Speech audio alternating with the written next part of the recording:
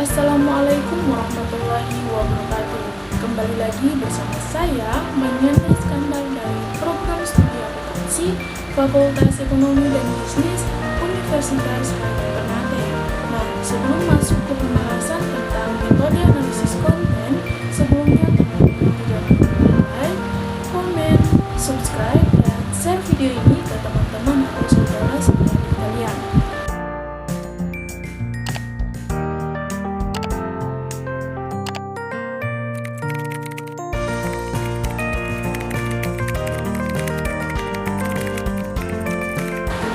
Langsung saja ke pembahasan metode analisis konten.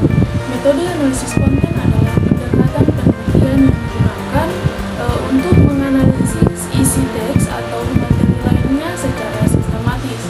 Metode ini telah digunakan dalam berbagai bidang, termasuk ilmu sosial, komunikasi, psikologi, dan media. Sejarah dari metode analisis konten dapat ditelusuri kembali ke abad 19 ketika para peneliti pertama kali mulai menggunakan metode ini untuk menganalisis teks dalam konteks jurnalisme dan penelitian sastra. Namun metode analisis konten semakin berkembang dan digunakan secara luas pada abad ke-20 dengan perkembangan teknologi dan komunikasi massa. Dalam melakukan penelitian menggunakan metode analisis konten, ada beberapa langkah yang perlu diikuti. Yang pertama, menentukan tujuan penelitian. Tentukan tujuan penelitian Anda dan pernyataan penelitian yang ingin dijawab. Misalkan, apakah Anda ingin menganalisis representasi gender dalam media massa atau memahami sentimen publik terkait isu tertentu. Yang kedua, memilih sampel. Pilih sampel teks atau materi yang akan dianalisis. Sampel dapat berupa artikel, berita, iklan, wawancara, atau media sosial tergantung pada tujuan penelitian Anda. Yang ketiga, membuat kategori analisis. Identifikasi kategori atau tema yang digunakan dalam analisis Anda. Kategori ini harus relevan dengan tujuan penelitian, dapat mencakup topik seperti jenis kalimat, emosi, atau pesan positif. Nah, yang keempat, mengembangkan sistem kode. Buat sistem kode yang jelas dan terdefinisi dengan baik untuk mengidentifikasi dan mengklarifikasi elemen dalam teks. Misalnya, Anda dapat menggunakan kode numerik atau kode kualitatif untuk mengkategorikan data. Yang kelima, melakukan analisis. Terapkan sistem kode yang telah Anda buat untuk menganalisis setiap elemen dalam sampel teks. Ini dapat dilakukan secara manual atau dengan bentuk perangkat lunak analisis konten. Yang keenam, menginterpretasikan hasil. Setelah analisis selesai, interpretasikan hasil sesuai dengan tujuan penelitian Anda. Identifikasi pola atau temuan yang muncul dari analisis Anda dan hubungkan dengan konteks yang relevan.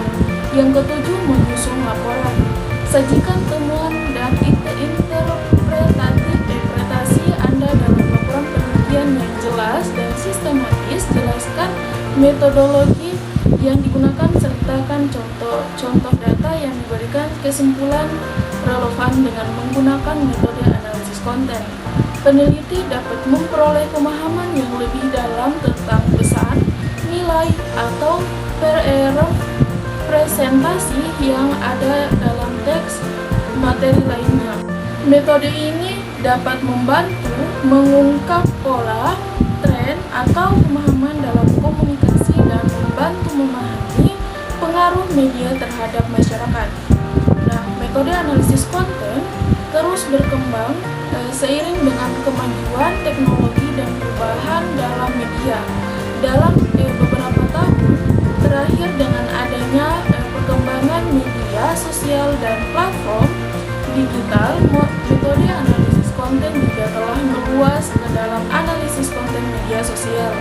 Dalam melakukan penelitian menggunakan metode analisis konten, penting untuk memperhatikan beberapa hal. Yang pertama, pastikan bahwa sampel yang dipilih mewakili populasi yang ingin diteliti.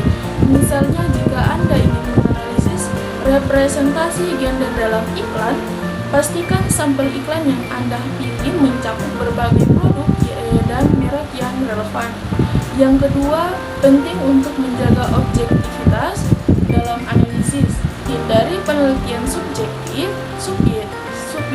atau interpretasi yang berlebihan.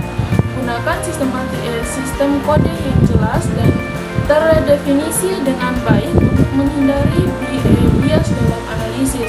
Selain itu, dalam melakukan analisis konten sering kali ditemui beberapa tantangan. Salah satunya adalah volume data yang besar. Dalam analisis konten media sosial, misalnya jumlah postingan atau komentar dapat sangat besar.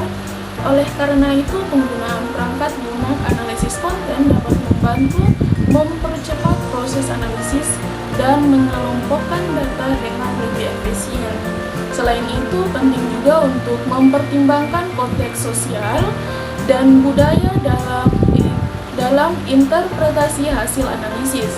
Pesan atau representasi dalam teks dapat memiliki makna yang berbeda dengan konteks yang berbeda. Oleh karena itu, penting untuk memahami konteks yang relevan dan mengaitkan temuan analisis dengan konteks tersebut. Metode analisis konten juga dapat berkombinasi dengan metode penelitian kualitatif atau kuantitatif lainnya.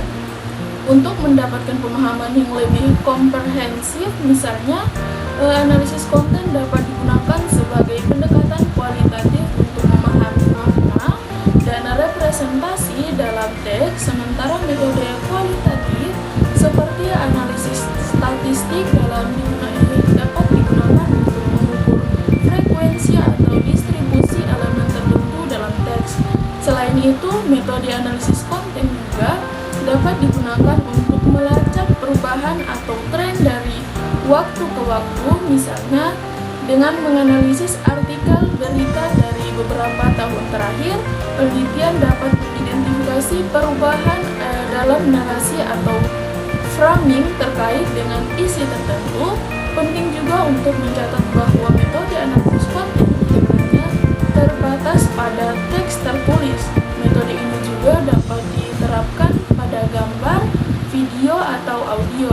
Misalnya, dalam analisis konten gambar, penelitian dapat menganalisis elemen visual seperti warna, komposisi, atau ekspresi wajah untuk memahami pesan atau makna yang ingin disampaikan.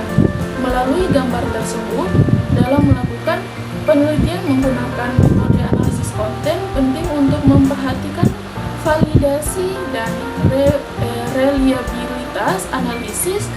Pastikan bahwa sistem kode yang digunakan konsisten dan dapat diandalkan, dan lakukan uji keandalan antar penelitian untuk memastikan konsisten hasil analisis. Terakhir, penting untuk mencatat bahwa metode analisis konten tidak bersifat netral atau bebas nilai. Penelitian harus sadar akan bias yang mungkin muncul dalam analisis dan berusaha untuk meminimalkannya. Penting juga untuk mengakui bahwa interpretasi hasil analisis konten dapat bervariasi antara peneliti yang berbeda, dan transparansi dalam menjelaskan metodologi dan proses analisis dapat membantu memperjelas interpretasi tersebut. Metode analisis konten juga dapat digunakan dalam berbagai konteks penelitian. Misalnya, dalam penelitian komunikasi, metode analisis konten sering digunakan untuk menganalisis pesan media massa, termasuk berita, iklan, program televisi. Dengan menganalisis konten media massa, peneliti dapat memahami bagaimana pesan-pesan ini disampaikan, apa yang diungkapkan, dan bagaimana pesan tersebut dapat mempengaruhi audiens. Selain itu, metode analisis konten juga dapat diterapkan dalam penelitian pemasaran. Misalnya, dengan menganalisis konten iklan, penelitian dapat memahami strategi pemasaran yang digunakan, pesan yang ingin disampaikan kepada konsumen, dan bagaimana iklan tersebut dapat mempengaruhi persepsi dan perilaku konsumen.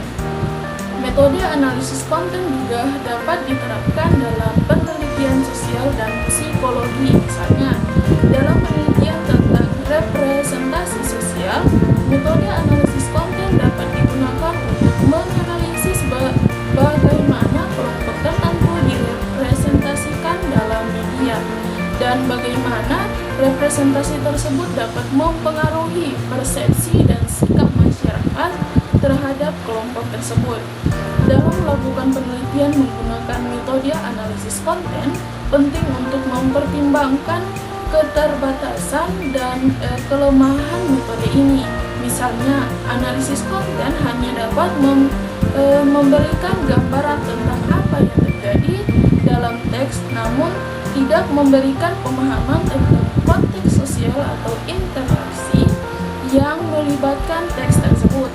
Oleh karena itu, penting untuk melengkapi analisis konten dengan metode penelitian lain yang sesuai. Selain itu, metode analisis konten juga membutuhkan waktu dan upaya yang cukup untuk mengumpulkan dan menganalisis data. Nah, penting untuk merencanakan waktu dengan baik dan memastikan bahwa sampel yang dipilih sesuai dengan tujuan penelitian.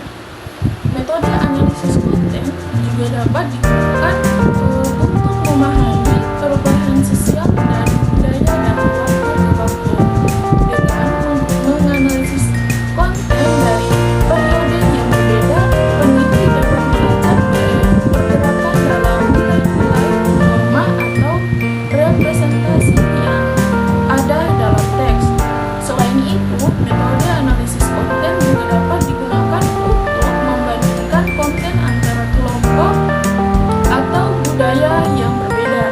Misalnya, dengan menganalisis konten media dari beberapa negara, peneliti dapat membandingkan cara cerita dilakukan atau representasi yang ada dan hubungan antara budaya yang berbeda. Hal ini dapat memberikan wawasan terhadap perbedaan dalam persepsi, perspektif, dan nilai-nilai yang ada di antara kelompok tersebut. Metode analisis konten juga dapat digunakan untuk mendukung penelitian kualitatif lainnya. Misalnya, dalam penelitian kualitatif, peneliti sering menggunakan wawancara atau observasi untuk mendapatkan pemahaman mendalam tentang pengalaman individu atau kelompok. Namun, dengan menggunakan metode analisis konten, peneliti dapat melengkapi penelitian kualitatif dengan analisis objektif dan sistematis terhadap teks atau materi lainnya yang terkait. Penting juga untuk mencatat bahwa metode analisis konten terus berkembang seiring dengan perkembangan teknologi. Dalam beberapa tahun terakhir, dengan adanya perkembangan dalam pemrosesan bahasa alami dan analisis data, metode analisis konten juga telah meluas ke dalam analisis teks yang lebih kompleks, termasuk analisis sentimen, analisis tema, atau analisis jaringan sosial. Metode analisis konten juga dapat digunakan untuk mengidentifikasi tren atau pola dalam teks atau materi yang dianalisis. Dengan menganalisis konten dari waktu ke waktu, penelitian dapat melihat perubahan dalam isu, topik, atau narasi yang muncul dalam teks. Selain itu, metode analisis konten juga dapat digunakan untuk memahami pengaruh media terhadap masyarakat. Dengan menganalisis konten media massa, penelitian dapat melihat bagaimana pesan-pesan media dapat mempengaruhi persepsi, sikap, atau perilaku audiens. Misalnya, dengan menganalisis konten media yang berkaitan dengan isu kesehatan, peneliti peneliti dapat melihat bagaimana pesan-pesan tersebut mempengaruhi pengetahuan dan perilaku masyarakat terkait kesehatan. Metode analisis konten juga dapat digunakan untuk memahami representasi dan stereotip dalam teks. Dengan menganalisis konten media, peneliti dapat mengidentifikasi bagaimana kelompok tertentu direpresentasikan dan apakah ada stereotip yang muncul dalam teks tersebut. Hal ini dapat memberikan wawasan tentang bagaimana media dapat mempengaruhi persepsi dan sikap terhadap kelompok-kelompok tertentu. Penting juga untuk mencatat bahwa metode analisis konten dapat digunakan dalam berbagai bidang penelitian, termasuk ilmu politik, pendidikan, dan psikologi dalam masing-masing bidang tersebut. Metode analisis konten dapat digunakan untuk menjawab pertanyaan peneliti yang berbeda sesuai dengan konteksnya. Nah, sekian dari pembahasan kali ini. Jangan lupa like, komen, dan subscribe, dan jangan lupa share video ini ke teman-teman Anda ya. Semoga bermanfaat.